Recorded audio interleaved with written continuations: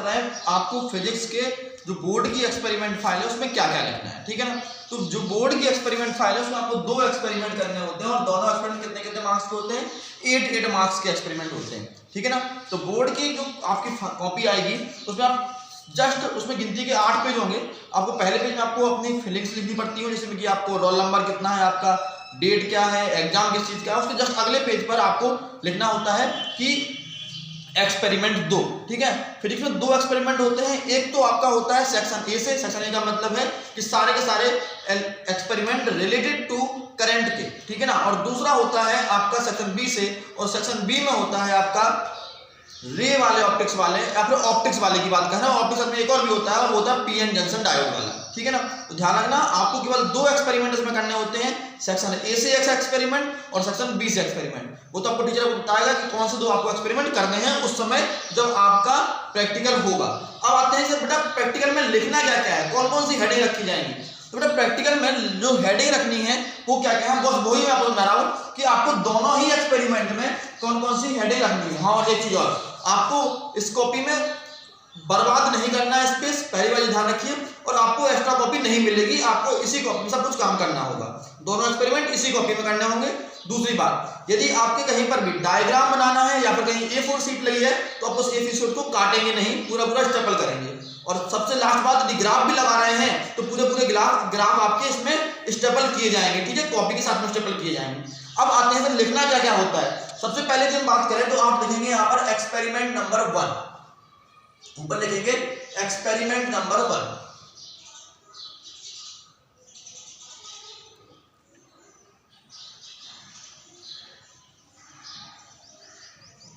Experiment number 1 आपको 2 करना होंगे। पहले नंबर 1 वाला एक्सपेरिमेंट होगा, आपने एक्सपेरिमेंट नंबर 1 लिख दिया।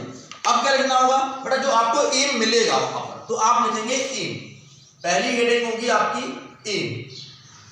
एम या फिर कहीं कहीं पर आपको ऑब्जेक्टिव भी बोलते हैं इसको। तो आपको क्या लिखना है, एम लिखना है जो आपको गिवन होगा। जैसे कि आपको मीटर ब्रिज का गिवन होगा तो मीटर ब्रिज में आपको होगा कि मीटर ब्रिज में क्या निकालना होगा, अननोन रेजिस्टेंस निकालना होगा, फिर सीरीज पैरेलल का कॉम्बिनेशन चेक करना होगा।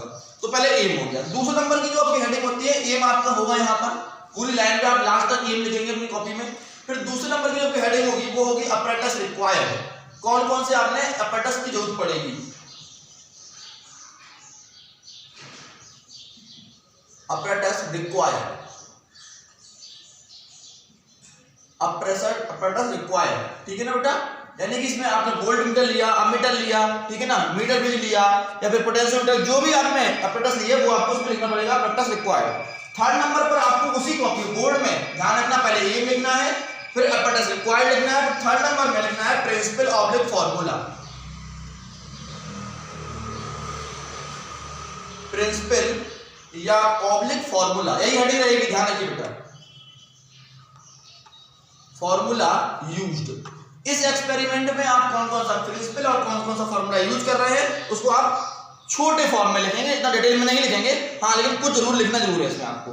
नेक्स्ट आप बेटा यूज करेंगे डायग्राम। अब डायग्राम दोनों ही होंगे, सर्किट डायग्राम में या फिर रे डायग्राम, ठीक है ना, डायग्राम। और डायग्राम कौन से होंगे, एक तो सर्किट डायग्राम होगा, सर्किट डायग्राम, और दूसरे वाले में से फर्स्ट एक्सपेरिमेंट में सर्किट डायग्राम होगा और सेकंड वाले में सर्किट डायग्राम नहीं होगा तो वहां पर होगा रे डायग्राम, ठीक है ना, रे डायग्राम। डन, चलिए बेटा। फिर आप क्या लिखेंगे, ऑब्जर्वेशन। इसके बाद कौन सी हेडिंग आएगी, पहली एम हो गई, अपरेटस रिक्वायर्ड में आपने सारे अपरेटस लिख दिए, प्रिंसिपल फार्मूला, जो प्रिंसिपल फार्मूला यूज करेंगे वो लिखेंगे, फिर बनाएंगे सर्किट डायग्राम। नेक्स्ट आप बनाएंगे बेटा ऑब्जर्वेशन। ऑब्जर्वेशन बेटा, ऑब्जर्वेशन में जैसे कि आपको लीस्ट काउंट वगैरह लिखने होते हैं कि बोल्ट मीटर का लीस्ट काउंट कितना है, अमीटर का लीस्ट काउंट कितना है, या फिर आपका जो ऑप्टिकल बेंच है तो उसका लीस्ट काउंट कितना है, प्रिज्म में है तो प्रिज्म में आपने जो डी ली है उसका लीस्ट काउंट कितना है। तो इसमें लिखा जाएगा लीस्ट, ऑब्जर्वेशन में लीस्ट काउंट, और प्रिज्म में कुछ एंगल वगैरह भी लिखे जाते हैं। फिर आता है ऑब्जर्वेशन टेबल। ऑब्जर्वेशन टेबल, इसमें आपको ऑब्जर्वेशन टेबल बनानी है, पूरी जो आपने ऑब्जर्वेशन लिया उसकी सब टेबल बनेगी आपकी, जो आपके फाइल में आपने बताई होंगी। कौन कौन सी हेडिंग लिखना वो बता रहा हूं पहले। फिर आपको करना होगा, आपको लिखना होगा ग्राफ, बनाना होगा। आपके स्कूल वाले ग्राफ देंगे, आपको पूरा ग्राफ बनाना होगा, कट नहीं करेंगे उस ग्राफ को, ग्राफ। नेक्स्ट बेटा आपको ग्राफ पर कैलकुलेशन,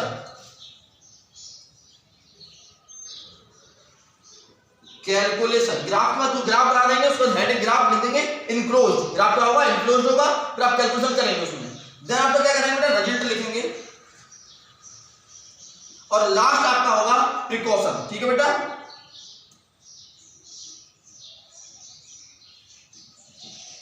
प्रिकॉशन बेटा ध्यान रखना, ये आपको यही 10 आपको हर सभी एक्सपेरिमेंट में करनी है। नंबर 1, नंबर 2 पर है apparatus रिक्वायर्ड, नंबर 3 पर principle of formula used, number 4 heading होगी इसमें diagram, number 5 observation, number 6 observation table, number 7 पर ग्राफ होगा। यदि अवेलेबल है तो करिए, नहीं तो उसको लिखिए ही मत, ग्राफ लिखिए ही मत। ठीक है ना?